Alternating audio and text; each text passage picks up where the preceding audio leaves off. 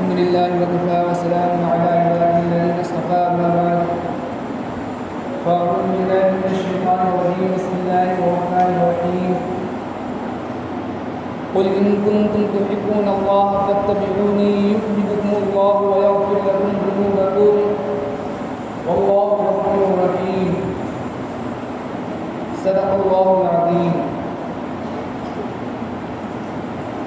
کتاب فطرت کے سرے ورق پر جو نام احمد رقم نہ ہوتا، کتاب فطرت کے سرے ورق پر جو نام احمد رقم نہ ہوتا، یہ نقش ہستی ابھر نہ سکتا وجود لوح و قلم نہ ہوتا، یہ محفل کون و فتح نہ ہوتی وہ جو امام رسول نہ ہوتا، یہ محفل دن فتح نہ ہوتی وہ جو امام رسول نہ ہوتا، زمین نہ ہوتی فلک نہ ہوتا، عرب نہ ہوتا، عجم نہ ہوتا. میرے محترم اور دوستو، پچھلے ہفتے کو حضور پاک صلی اللہ علیہ وسلم کی سیرت سے متعلق کچھ باتیں بیان کی گئی تھی، اور یہ بیان کیا گیا تھا کہ اللہ تعالیٰ نے انبیاء علیہ السلام کو اس دنیا کے اندر کیوں بھیجا، اور اللہ تعالیٰ نے فرشتوں کو نبی اور رسول بنا کر کیوں نہیں بھیجا. اور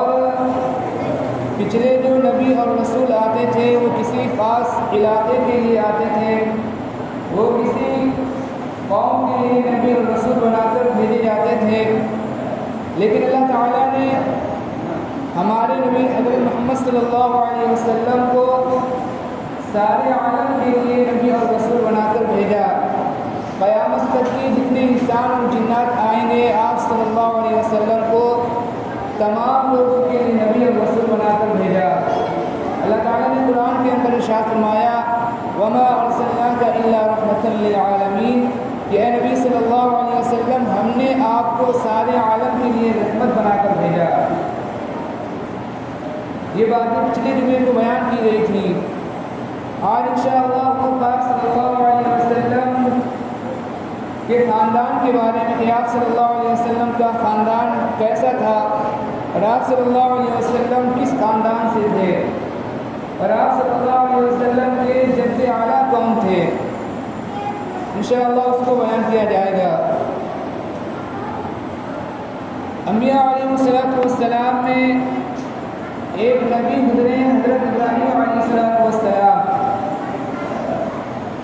یہ اللہ تعالیٰ کے بہت ہی جلیل القدر نبی ہیں. ان کا لقب خلیل اللہ ہے، اللہ کے دوست. ان کی ایک خاص صفت اور ایک امتیازی شان یہ ہے کہ حضرت ابراہیم علیہ السلام کے بعد جتنے بھی نبی اور رسول آئے وہ سب کے سب حضرت ابراہیم علیہ السلام کی اولاد میں سے ہوئے، حضرت ابراہیم علیہ السلام کی نسل سے ہوئے. اللہ تعالیٰ نے حضرت ابراہیم علیہ السلام کو دو صاحبزادے، دو بیٹے عطا کیے تھے. بڑے بیٹے کا نام حضرت اسماعیل علیہ السلام ہے، اور دو چھوٹے صاحبزادے ہیں، دوسرے نمبر کے صاحبزادے ہیں، ان کا نام ہے حضرت اسحاق علیہ السلام. حضرت اسحاق علیہ السلام ان کی نسل سے بہت سارے انبیاء علیہ السلام اور رسول آئے. بہت سارے نبی اور رسول حضرت اسحاق علیہ السلام کی نسل سے اولاد میں آئے، اور حضرت اسماعیل علیہ السلام کی اولاد میں سے نسل میں سے صرف ہمارے نبی حضرت محمد صلی اللہ علیہ وسلم کو نبی اور رسول بنا کر بھیجا گیا. تو آپ صلی اللہ علیہ وسلم کا جو سلسلہ ملتا ہے وہ حضرت ابراہیم علیہ السلام سے جا کر ملتا ہے، اور آپ صلی اللہ علیہ وسلم کے جد اعلیٰ جو ہے وہ حضرت ابراہیم علیہ السلام ہے. اور آپ صلی اللہ علیہ وسلم کی سلسلہ نسب کی مختصر سی تفصیل یہ ہے کہ آپ صلی اللہ علیہ وسلم کے والد کا نام عبداللہ ہے، اور آپ صلی اللہ علیہ وسلم کے دادا کا نام عبد المطلب، پردادا کا نام ہاشم،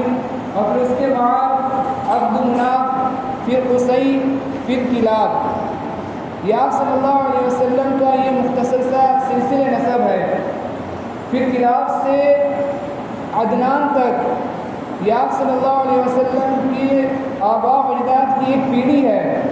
کلاف سے لے کر عدنان تک تقریباً 10 یا 12 پیڑھیاں گزری ہیں۔ پھر عدنان سے لے کر حضرت ابراہیم علیہ السلام تک تقریباً 40 پیڑھیاں درمیان میں گزری ہیں۔ تو کل ملا کر تقریباً حضور پاک صلی اللہ علیہ وسلم سے لے کر حضرت ابراہیم علیہ السلام تک تقریباً 60 یا 65 پیڑھیاں گزری ہیں۔ تو حضرت ہمارے نبی صلی اللہ علیہ وسلم کا جو سلسلہ نسب جا کر ملتا ہے آخر میں وہ حضرت ابراہیم علیہ السلام سے جا کر ملتا ہے، اور حضرت ابراہیم علیہ السلام حضور پاک صلی اللہ علیہ وسلم کے جد اعلیٰ ہیں۔ پھر آگے یہ کہا جاتا ہے کہ حضور پاک صلی اللہ علیہ وسلم یہ خاندان قریش تھے۔ آپ صلی اللہ علیہ وسلم کا جو خاندان تھا وہ قریش کا خاندان تھا۔ آپ صلی اللہ علیہ وسلم خاندان قریش سے تعلق رکھتے تھے۔ تو یہ قریش کیا ہے اور قریش کے معنی کیا ہے اور یہ قریش کا لقب اور یہ کب سے شروع ہوا؟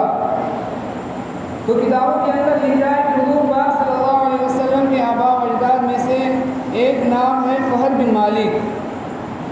فہر بن مالک حضور پاک صلی اللہ علیہ وسلم کے آباء و اجداد میں سے ایک ہیں، اور انہوں نے مکہ کے اندر ایسی حکومت کی کہ جتنے بھی قبیلے تھے سب کے سب ان کے ماتحت ہو گئے تھے۔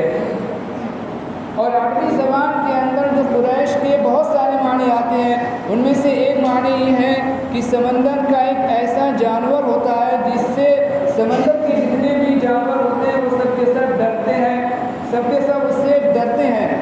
اس کو قریش کہا جاتا ہے۔ سمندر کا ایک ایسا جانور ہوتا ہے جس سے سمندر کے جتنے بھی جاندار سمندر کے رہنے والے ہیں اس جانور سے ڈرتے ہیں، اس کو قریش کہا جاتا ہے۔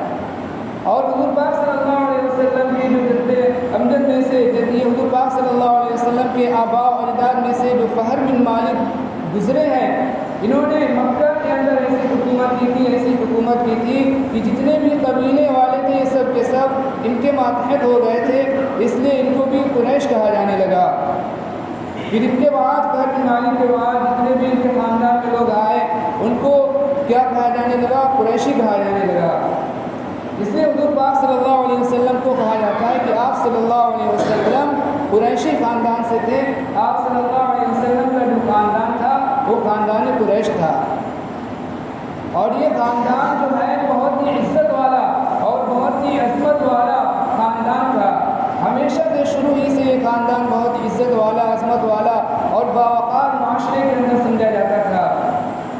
اور اسی خاندان میں سے حضور پاک صلی اللہ علیہ وسلم کے دادا عبد المطلب بھی ہیں،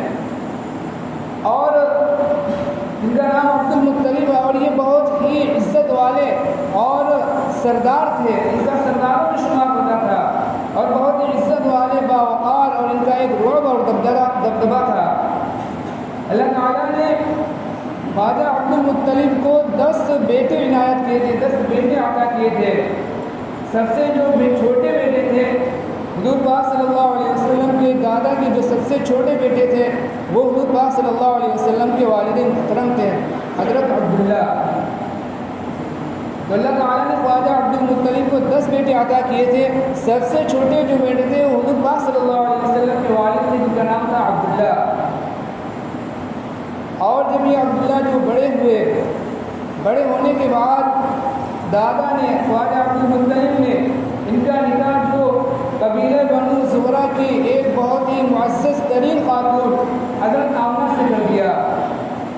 اور پھر اللہ تعالیٰ نے اس بابرکت نکاح اور اس شادی کے نتیجے میں، اس بابرکت نکاح کے نتیجے میں اللہ تعالیٰ نے حضور پاک صلی اللہ علیہ وسلم کو اس دنیا کے اندر پیدا فرمایا، اور حضور پاک صلی اللہ علیہ وسلم اس دنیا کے اندر تشریف لے کر آئے۔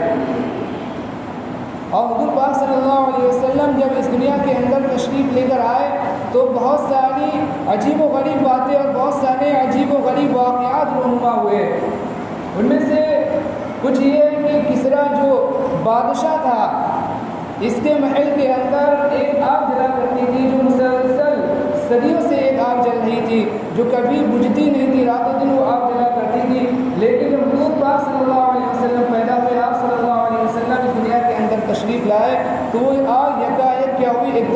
گئی اور کسریٰ کا جو محل تھا اس کے جو 14 کمورے ٹوٹ کر گر گئے اور ایک جو نہر تھی نہر ساوا وہ کیا ہو گئی، خشک ہو گئی۔ یہ عجیب غریب واقعات جب لوگوں نے دیکھے تو لوگوں کو حیرانی ہوئی اور لوگوں نے جو بڑے تھے جو معلومات کچھ رکھتے تھے ان سے پوچھا اور معلوم کیا کہ یہ واقعات کیوں پیش آئے، تو انہوں نے بتایا کہ یہ واقعات اس لیے پیش آئے کہ پیغمبر آخر الزماں اس دنیا کے اندر تشریف لا چکے ہیں، اور کسریٰ کے جو 12 کمورے جو محل کے گرے ہیں وہ اس بات کی علامت ہے کہ 12 نسلوں کے بعد کسریٰ کی حکومت کیا ہوگی، وہ ختم ہو جائے گی۔ تو حضور پاک صلی اللہ علیہ وسلم جو تشریف لے کر آئے تو یہ سب بہت سارے عجیب و غریب واقعات پیش آئے جو لوگوں کو حیران کرنے والے تھے، جو اس بات پر دلالت کرتے تھے، اس بات کی طرف رہنمائی کرتے تھے کہ نبی آخر الزماں حضور پاک صلی اللہ علیہ وسلم اس دنیا کے اندر تشریف لا چکے ہیں۔ اس کے بعد جب حضور پاک صلی اللہ علیہ وسلم کی پیدائش کی تو حضور پاک صلی اللہ علیہ وسلم کے پیدا ہونے سے پہلے ہی آپ صلی اللہ علیہ وسلم کے والد حضرت عبداللہ کا انتقال ہو چکا تھا۔ تو آپ صلی اللہ علیہ وسلم کے دادا موجود تھے خواجہ عبد المطلب۔ آپ صلی اللہ علیہ وسلم کے دادا نے آپ کا عقیقہ کیا اور خوب اچھے سے خوشی منائی، خاندان والوں نے خوب خوشی منائی، اور آپ کے دادا خواجہ عبد المطلب نے آپ کا عقیقہ کیا اور آپ کا نام محمد رکھا، دادا نے نام محمد رکھا، اور حضور پاک صلی اللہ علیہ وسلم کی جو والدہ آمنہ ہیں انہوں نے آپ صلی اللہ علیہ وسلم کا نام احمد رکھا۔ اور یہ دونوں نام محمد اور احمد دونوں نام جو قرآن مجید کے اندر موجود ہیں، بلکہ ایک پوری سورت جو سورہ محمد کے نام سے قرآن کے اندر موجود ہے، اور احمد نام بھی قرآن کے اندر حضور پاک صلی اللہ علیہ وسلم کا نام موجود ہے۔ حضرت عیسیٰ علیہ السلام نے اپنی قوم کو مخاطب کرتے ہوئے خوشخبری دی تھی کہ میں تمہیں ایک ایسے نبی کی خوشخبری سناتا ہوں جو میرے بعد آنے والا ہے اور جس کا نام احمد ہوگا، وَمُبَشِّرًا بِرَسُولٍ يَأْتِي مِن بَعْدِهِ اسْمُهُ احمد، کہ جن کا نام جو ہوگا احمد ہوگا۔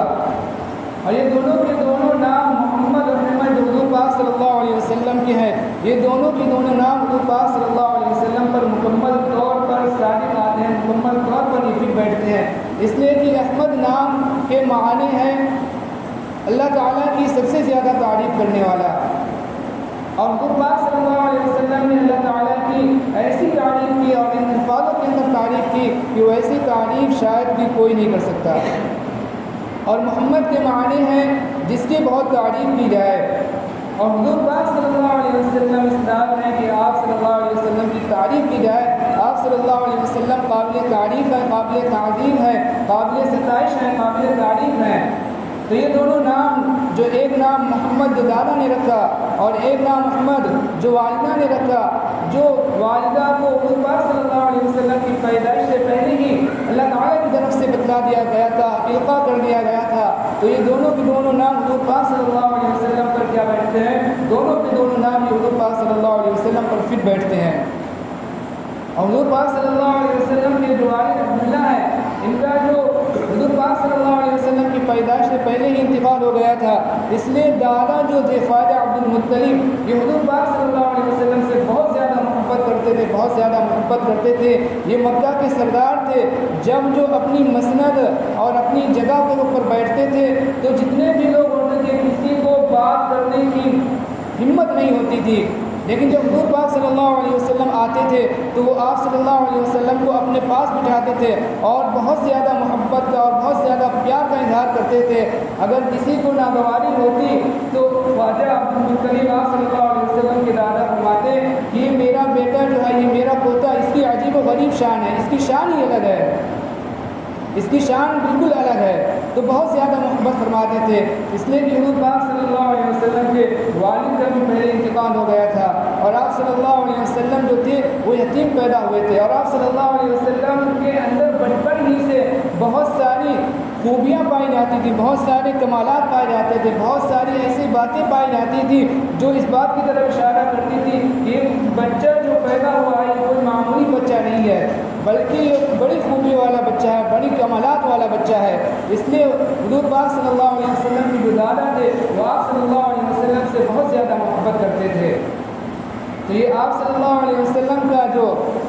آج بیان کیا گیا، یہ آپ صلی اللہ علیہ وسلم کے خاندان کے بارے میں بیان کیا گیا کہ آپ صلی اللہ علیہ وسلم کا جو خاندان تھا یہ شروع ہی سے